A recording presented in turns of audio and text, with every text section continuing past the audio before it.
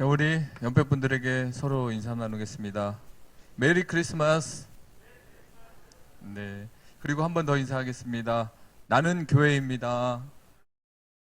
네. 아름다운 교회들이 이렇게 함께 앉아서 놀라우신 하나님을 찬양하는 이 모습이 바로 천국 아닌가 생각이 듭니다. 최악의 시나리오가 있지만 상황이 바뀌면 최고의 시나리오가 된다는 말이 있습니다. 최악의 상태에서 이 상황이 바뀌고 우리가 믿음으로 다시 하나님 앞에 나가면 최고의 시나리오가 된다는 그 말을 여러분 믿으시죠? 자, 오늘 이제 우리는 하나님 앞에서 오늘 모세처럼 단독자가 되어서 영과 진리로 예배하는 삶을 우리는 주도적으로 가져야 됩니다.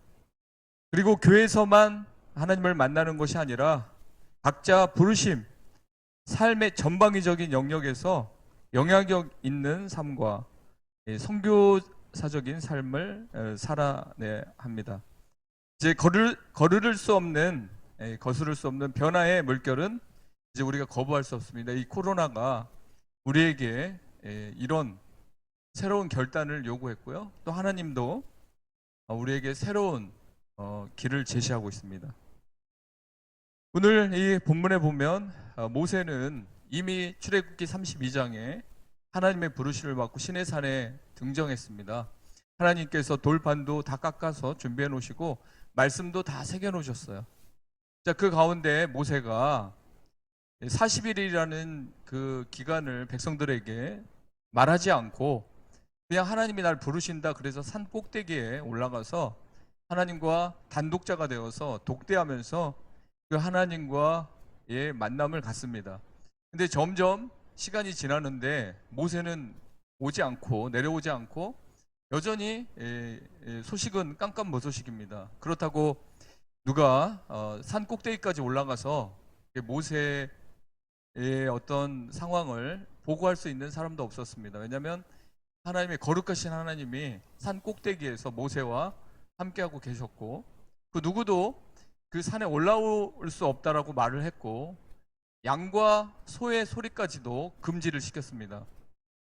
자, 하나님은 이런 분입니다. 우리가 막 소란하고 거칠고 혼탁한 그런 상황에서 우리와 테이블에 앉아서 함께 대화하는 그런 하나님이 아니라 최적의 조건과 최고의 컨디션을 유지한 가운데 이 하나님과 우리가 만나기를 원하시는 것입니다. 자, 그렇게 모세는 성막에 대한 구조, 설계도를 하나님이 보여줌으로써 이제 그것을 다 준비하면서 이제 하산한 후에는 이제 그렇게 하나님이 보여주신 그 모형 그대로 지으려고 했는데 그 사이에 이스라엘 백성들이 이제 웅성웅성하기 시작합니다. 말이 나오기 시작합니다. 애굽에서 우리를 구원한 지도자 모세는 뭐 하고 있냐? 죽었냐 살았냐? 자, 이러면 우리가 안 되겠다. 이렇게 기다릴 수가 없다. 여러분, 신앙이라는 것은 기다릴 수 있어야 됩니다. 인내가 반드시 필요합니다. 그래서 야고보 기자도 길이 참아야 된다 그랬습니다. 좋은 날을 보기까지 길이 참는 시간이 필요하고 광야를 지나는 시간도 우리가 단축할 수는 있지만 그냥 그 광야를 피할 수는 없는 거죠. 여러분의 인생에 광야를 피할 수 있는 사람은 한 명도 없습니다.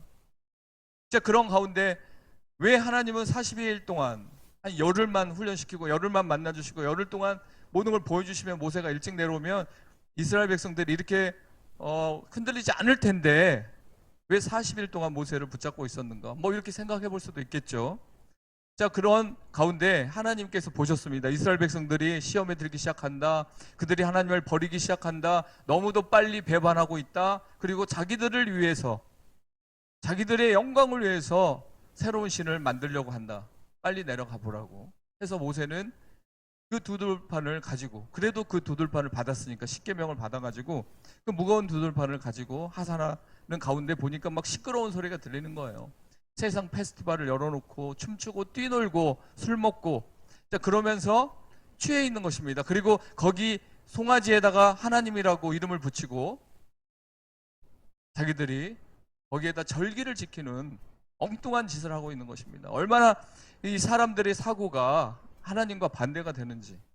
자, 이러한 상황에서 하나님은 다 쓸어버리겠다 그랬습니다. 내가 너희들을 구원하기 위해서 10가지 재앙을 내리고 홍해를 가르고, 자, 그렇게 하면서 불과 구름 기둥으로 그리고 만나로 먹이고 결국 가나안 땅에 들어가게, 그 복 있는 인생이 되게 하기 위해서 철저한 준비와 모든 것을 이렇게 희생해 왔는데, 그걸 못 믿고 그 40일이라는 시간, 그 시간을 기다리지 못하고 모세도 싫어하고 하나님도 싫어하면서 자기들을 위한 신을 만들기 위해서 금이나 뭐 금속을 가져와서 녹여서 송아지라는, 황소라는 그 우상을 탄생시키고 그것을 하나님이라고 하고 거기에다 제사를 지낸 거예요. 아론도 거기에 참여했습니다.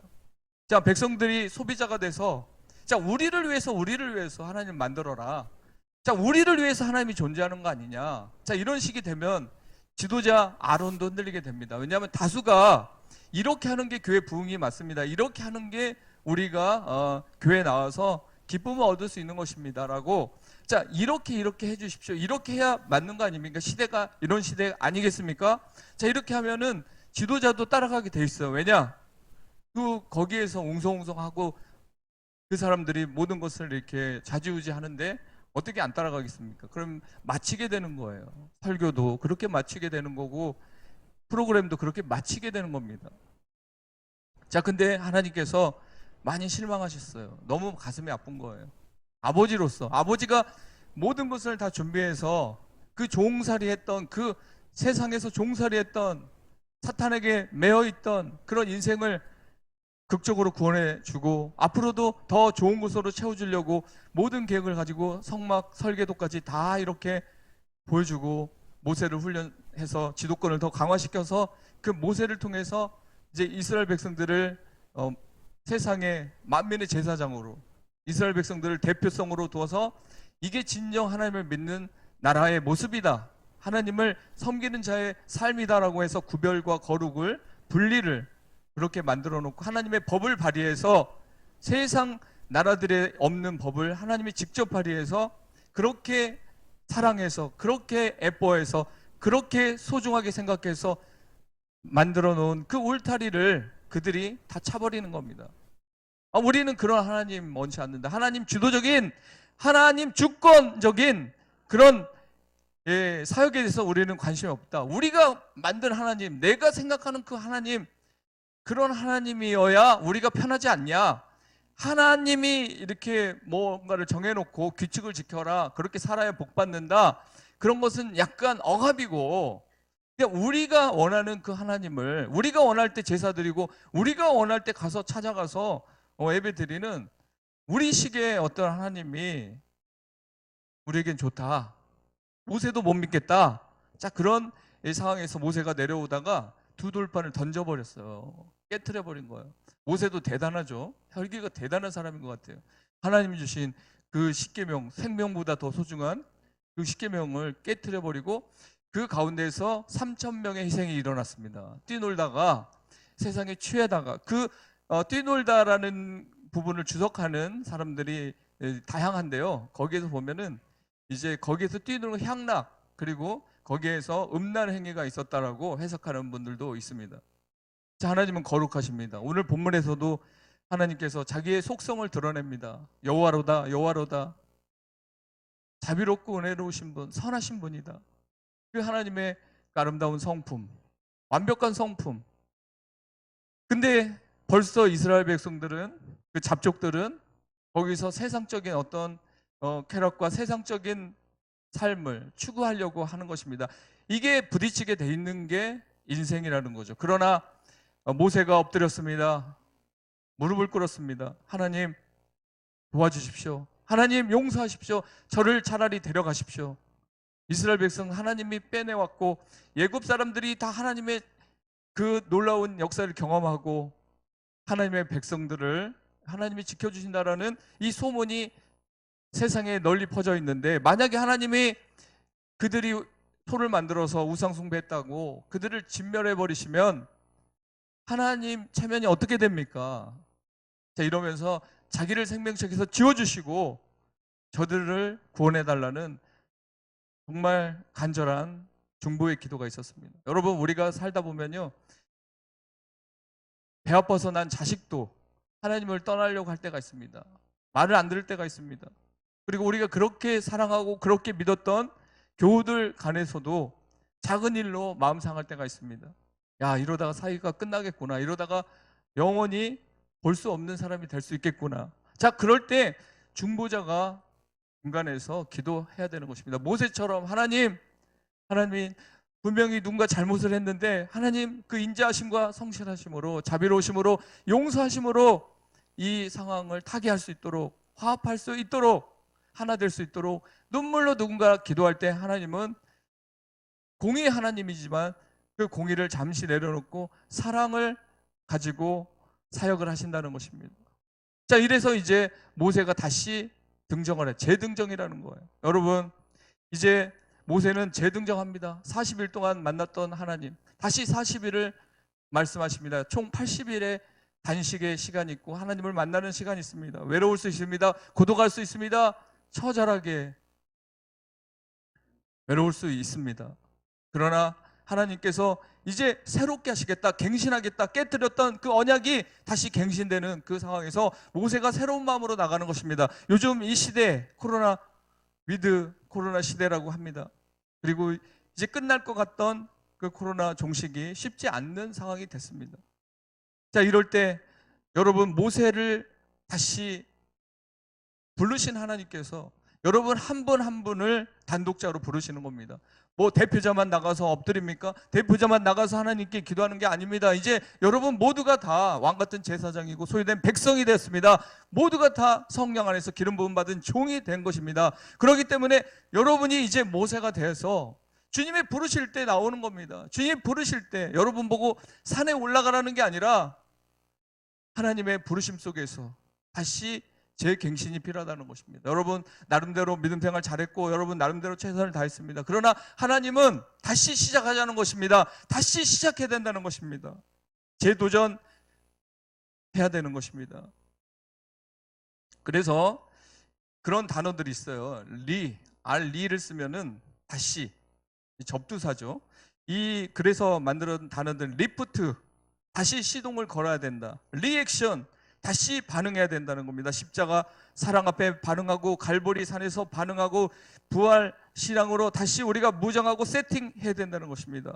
그리고 리바이벌, 다시 회복돼야 되는 것입니다. 그리고 리메이크, 다시 자신을 예배자로 만들어야 됩니다. 여러분, 제가 이렇게 설교하면 어떤 분은 그런 생각할 수 있어요. 내가 뭘 다시 만들고 내가 뭘 다시 시작하고 내가 뭘 하나님 말씀에 다시 반응하고 나는 잘하고 있는데 뭘 다시 이렇게 해야 되냐라고 생각하는 분도 있을 수 있어요.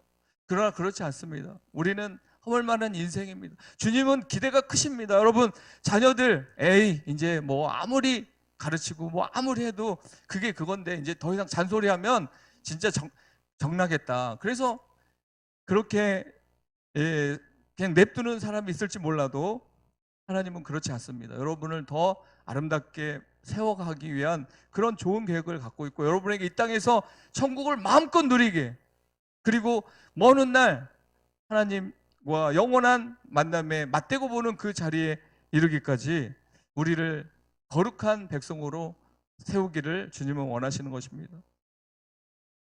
그렇습니다. 이제 우리가 리셋, 다시 퍼즐이 맞춰지듯이 우리가 하나님이 우리를 부르신 목적대로 우리가 살아가야 된 진정한 이유를 알고 또 오늘 하루의 삶 속에 하나님의 나라가 임하는 그 삶을 이제 우리가 구체적으로 살기 위해서 도전해야 될 때입니다. 재등정해야 될 때입니다. 어떤 청년들은 그래요. 내가 옛날에 CCC 때는 정말 열심히 했습니다. 지난주에 기영이를 만났는데 오늘 온다 그랬는데 또 안 왔어요. 진짜 그런 얘기를 하면서 그러면은 야, 네가 나이가 몇인데 속으로 이제 30대 중반밖에 안 된 그런 청년이 왜 과거에 열심히 했던 얘기를 꺼내면 지금 열심히 하면 되지. 지금 뭐 안 되나? 지금 여러분 쉽게 예전처럼 뭐 뜨거워지고 뭐 정말 주님을 위해서 새벽부터 아니면 뭐 전도를 나가고 막 그런 삶이 정말 버겁고 힘들 상황은 맞습니다. 그러나 꼭 그걸 요구하는 게 아니라 주님이 우리와의 사귐, 우리와의 어떤 그 친밀함, 자, 이런 부분에 대해서 말씀을 통해서 다시 세팅되어지면 우리가 하루하루 사는 게 감사하고 하루하루 살아가면서 주님과의 얼마든지 동행을 이어갈 수 있는 그런 정말 행복한 신앙생활을 할 수 있다는 것입니다. 아무리 회사에서 짓누르고 아무리 세상은 차가울지라도 여러분의 마음은 복음으로 뜨거울 수 있고요. 주님의 그 십자가 사랑으로 반응할 수 있는 것입니다. 그래서 지금도 잘하고 있지만 주님은 재등정 모세에게 다시 산꼭대기로 올라와서 다시 만나자, 다시 너에게 지도자의 어떤 삶을 말하겠다, 다시 내가 이스라엘을 통해서 세계 열방을 구원하는 도구로 쓸 텐데 그걸 위한 설계와 그걸 위한 어떤 계획들을 너와 나누고 싶다, 너의 인생에 대한 미래까지 말하고 싶다. 그래서 모세는 다시 하나님의 부르심을 받고 시내산 꼭대기에 올라갑니다. 자, 하나님 앞에 나아갈 때 우리는 어떤 자세를 취해야 됩니까? 처음에는 하나님이 다 해줬습니다. 여러분 이 하나님을 사랑한 게 아니라 하나님이 여러분을 먼저 사랑했다는 사실 아시죠? 믿는 분만 아멘. 그렇습니다. 전도도 저 사람이 나를 한 게 아니라 하나님이 저 사람을 통해서 나를 이곳에 인도한 것입니다. 하나님이 처음에 다 해줘. 부모가 자식을 다 사랑한 거지 자식이 언제 부모를 사랑합니까? 부모가 다 그냥 모든 거 간쓸게 다 빼주잖아요. 마찬가지로 하나님도 우리를 십자가에서 단번에 죽으심으로 우리를 무조건적으로 사랑했습니다. 자, 그렇게 해서 사랑은 시작됐습니다. 자, 그러나 이제 그 사랑을 모르고 그 사랑을 가슴에 새기지 않고 살다가 하나님과 깨어진 그런 만남, 어색한 만남, 그런 만남으로 살아갈 때 주님이 이제 다시 너와 그 사랑을 나누고 싶은데 이제는 일방적인 사랑이 필요 없다. 베드로에게도 말했죠. 3번 부인한 베드로에게 네가 나를 사랑하냐고 3번 물어봤습니다. 네가 나를 믿느냐고 물어볼 것 같은데 그게 아니고 사랑하냐고 3번 물어봤어요. 그런 것처럼 주님이 이 시대에 아무리 세상이 혼탁하고 혼돈한 시대, 불투명한 미래 앞에 초조한 시대라고 해도 얼마든지 하나님 나라는 먹고 마시는 게 아니라 의와 희락과 화평으로 살아갈 수 있는 그런 삶의 부흥이 충분히 일어날 수 있는 이런 시기에 이제 다시 한번 너와 나의 사랑이, 믿음이 확증되기를 원하는데, 그러기 위해서는 이전에는 내가 다 만들어 놓고 세팅해 놓고 너는 몸만 올라오면 됐는데 이제는 아니야. 네가 직접 만들어. 투박한 두 돌판을, 울퉁불퉁한 두 돌판을, 보기도 좋지 않는 그런 두 돌판을 이제 아름답게 만들어 말씀이 거기 새겨질 수 있는 그런 형태로 만들어. 그래서 네가 그걸 들고 시내산까지 와야 돼. 너의 사랑도 필요해. 너의 노력도 필요해. 너의 땀도 필요해. 너의 헌신도 필요해. 너의 결단도 필요해. 이렇게 주님께서 명령하십니다. 모세는 순종합니다. 그래서 두 돌판을 깎기 시작합니다. 하나님 앞에 가는데 예쁘게 깎아야죠. 주님이 말씀하신 대로 그 말씀이 거기에 새겨질 텐데 아름답게 깎아야죠. 자, 우리가 하나님 앞에 나갈 때 우리의 그릇을 준비해야 됩니다. 여기에서 너는 너를 위하여 깎아라, 너는 너를 위하여 다듬어라는 원어적 표현이 있습니다. 그렇습니다. 우리가 뭐 하나님을 위해서 한다고 말은 하지만 사실 하나님 입장에서는 너는 너를 위하여 그렇게 순종해야 되고, 너는 너를 위하여 그 계명을 사랑해야 된다. 너는 너를 위하여 자녀에게 말씀을 가르치는 것이다. 너를 위하여 다듬어라. 마음을 깎아라. 그 생각을 다듬어라. 그 마음을 다듬어라. 너의 삶을 다듬어야 된다. 너의 내면의 그런 생각들을 가지고 나에게 나오는 그런 습관들을 이제는 완전히 고쳐야 된다. 다듬지 않으면 하나님을 만날 수 없습니다, 여러분. 다듬지 않으면 은혜가 쏙쏙 들어오지 않습니다. 다듬어지지 않는, 깨끗하지 않는 곳에는 하나님께서 임하지 않습니다. 그래서 제가 지난주에 누가복음 11장 40절 말씀을 여러분에게 전하면서 하나님은 이 겉도 만드셨지만 속도 만들지 아니하셨느냐라고 예수님께서 말씀했죠. 여러분의 마음, 이 마음을 다듬어서 교회에 오는 겁니다. 설렘으로 세팅하셔야 됩니다. 기대감으로 세팅해야 됩니다. 일주일 동안 어떻게 살았든지 간에 일단은 주일날 주님 말씀 앞에서 내가 어떤 말씀이든지 순종하겠다. 어떤 말씀이 나오든지 나는 그 말씀을 붙들고 일주일을 살겠다. 내 인생을 세팅하겠다. 그러면서 생각을, 마음을, 삶을 다듬어서 주님 앞에 나올 때 주님께서 거기에 말씀을 새겨주신다는 것입니다. 말씀이 스쳐가는 것은요, 우리의 삶을 변화시킬 수가 없습니다. 말씀이 새겨져야만 우리의 삶은 변하는 것입니다. 여러분, 말씀을 듣고 제목이 뭐였는지 또 말씀의 내용이 뭐였는지 교회 나가면서 다 잊어버린다고 하잖아요. 심지어는 저까지도 내가 설교한 그 본문을 정확히 잊어버릴 때가 있습니다. 어쩌다 한 번씩. 그렇게 스쳐가는 그 말씀이 어떻게 우리의 삶을 변합니까? 새겨져야 됩니다. 돌판에 새겨지듯이 여러분의 마음에 새겨져야 됩니다. 하나님 앞에 굳건히 서서 하나님의 뜻을, 하나님의 말씀을, 하나님의 행동을 기다리는 모세, 그러기 위해서 순종하면서 돌을 다듬어서 올라갑니다. 두 번째, 하나님과 독대의 시간을 갖는 시간이 이제 우리에게 필요합니다. 준비해서 하나님께 나가면 이 단독자가 되어서 하나님을 만납니다. 그 한동대 총장인 장순웅 원자력 전공한 원자력 공학 박사분이 있습니다. 이분이 유학 시절 때도 너무 복음에 이제 심취해가지고 미국 가서도 막 전도를 했나 봐요. 이제 시험 기간은 다가오고.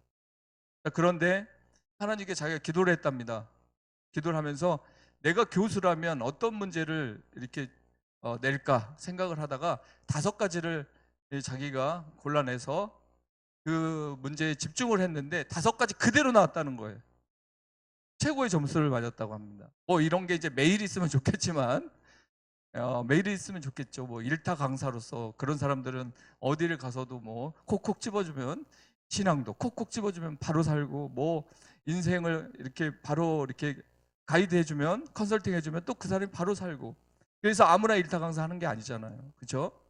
자, 그런 가운데 그가 말하는 건 뭐냐면, 한동대 학생들에게, 기독교 학교 학생들에게 말하는 것은 이제 하나님과 단독으로 만날 수 있어야 된다는 거예요. 만약에 문제 해결 능력이, 인생의 어떤 기로에 서 있을 때 문제 해결 능력은요, 반드시 스스로가 해결할 수 있는 능력이 있어야 되는데, 그런 사람들의 특징은 하나님 앞에서 주도적인 그 신앙을 한 사람들입니다. 하나님께 묻고, 그렇죠? 하나님께 기도하고, 또 하나님이 뭘 좋아하시는지 콕콕 집어보세요. 여러분이 성경을 많이 읽고 있잖아요. 우리 교회처럼 성경을 많이 읽는 교회가 없습니다. 여러분, 벌써 5년째 해왔는데 신약 10독을 읽었습니다. 여러분, 구약 5독을 읽었습니다. 평신도인데도 여러분이 그렇게 성경을 많이 여러분들이 알고 있습니다. 그러면 읽다가 어떤 게 보입니까? 어떤 게 보이나요? 하나님이 기뻐하시는 것들이 보이면 적어 놓으세요. 아, 그래, 이렇게 하면 하나님 복 주시고, 이렇게 하면 하나님이 기뻐하시고, 이렇게 하면 문제가 해결되고, 이렇게 하면 내 삶이 행복하다는 것을 여러분 다 스스로 알고, 그걸 가지고 하나님께 기도하고, 그걸 가지고 삶으로 살아낼 때 문제는 해결받는 거거든요. 자, 그렇습니다. 하나님과 함께하는 시간이 있는 사람, 하나님 앞에 단독자로 서 있는 사람, 그분의 음성을 듣고 그분의 사인을 받고 그분의 인도를 받고 있는 그 사람이 문제 해결 능력을 가진 사람이고, 이 악한 세대에서도 넉넉히 승리하며 살 수 있는 사람입니다. 자, 이제 산 꼭대기까지 올라오라고 했을 때 그 독대 시간은 거기서 이루어지는데, 그곳이 지성소라는 것입니다. 여러분, 산 기슭에서 만나도 되고요, 들판에서 만나도 됩니다. 하나님이. 그러나 모세에게 특별히 교훈해주고 21세기를 사는 여러분들에게 하나님이 뭔가 교훈하고 싶은 것은, 지성소로 나와서 만나자. 겉표면적으로 만나지 말자. 그냥 서로 아는 척으로 끝나지 말자. 우리 기쁜 사이 아니냐. 예수님이 말씀하신다면 내 목숨을 너에게 이식하면서 나는 죽고 너는 사는 그런, 우리가 뗄래야 뗄 수 없는 완벽한 사이 아니냐. 근데 우리가 이렇게 거치대로 그냥 그런 식으로 이렇게 주일날 딱 가서 기도하고 주일날 딱 예배 드리고 끝. 이게 되냐? 말이 되냐? 너랑 나랑 그런 사이냐? 지성소로 와라. 골방으로 와라. 깊이 나를 묵상하라. 깊이 나를 사랑한다고 말하라.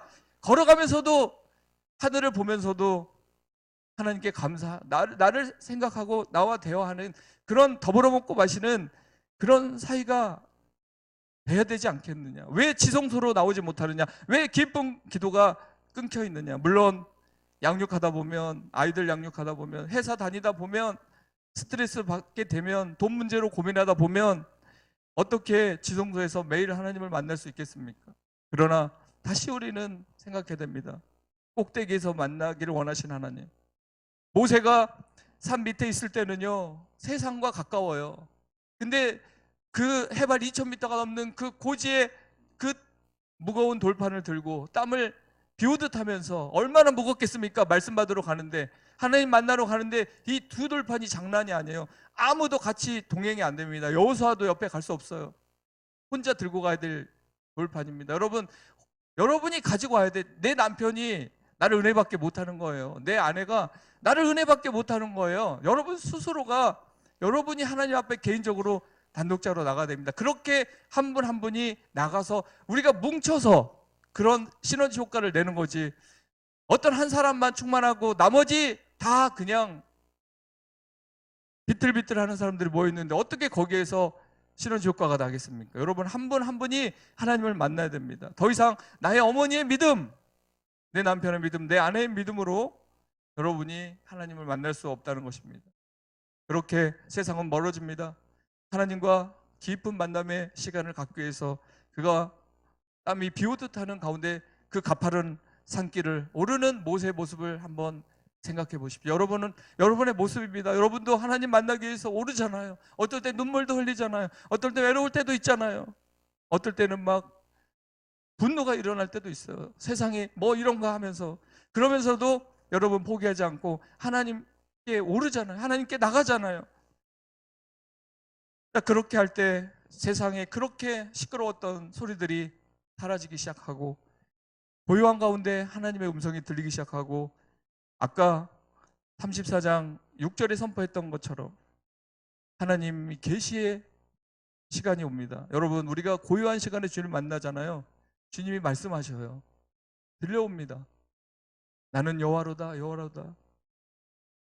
하나님이 스스로를 계시해 주는 겁니다. 자기의 성품을 모세에게 그대로 계시해 주는 것입니다. 여러분의 삶에 하나님의 그 거룩한 성품이 계시되는 줄 믿습니다. 자, 그렇습니다. 그렇게 산 꼭대기에 오릅니다. 그 가운데 이 깊은 독대의 시간이 이루어지는데, 여러분 알다시피 산 기슭에서 사람들의 소리가 들려서는 안 된다. 그리고 양과 소가 우는 소리가 들려서는 안 된다.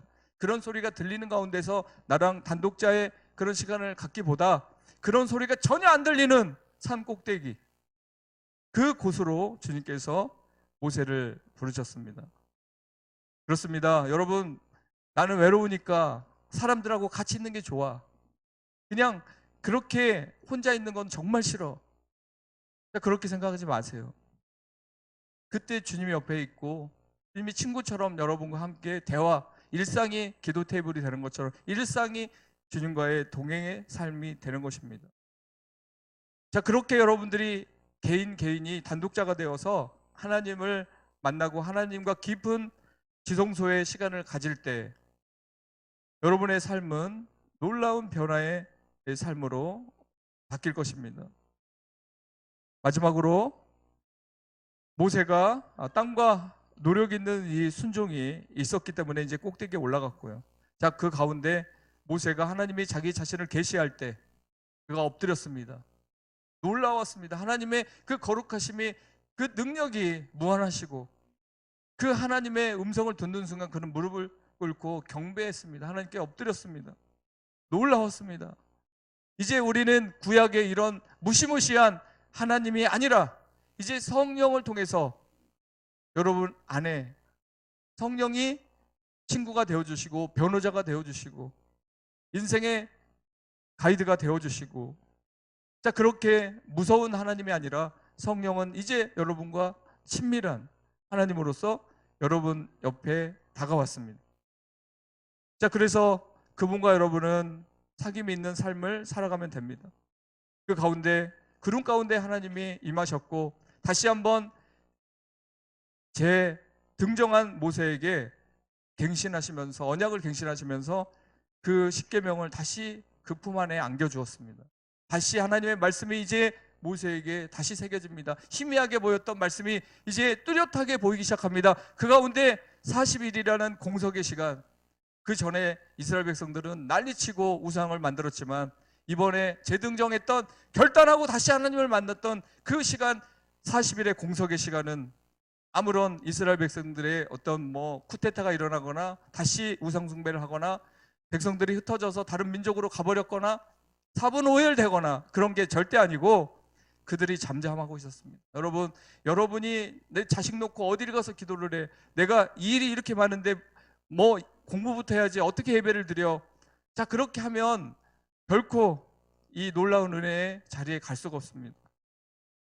여러분이 공석으로 놓고 또 여러분이 해야 될 일들을 잠시 내려놓고 하나님을 깊이 만나는 시간 갖는다면 하나님께서 이스라엘 백성을 지켜주듯이 여러분의 자녀들을 지켜주고 여러분의 건강을 지켜주고 여러분의 미래를 지켜준다는 사실을 믿으시기 바랍니다. 자, 그렇게 모세가 이제 내려왔습니다.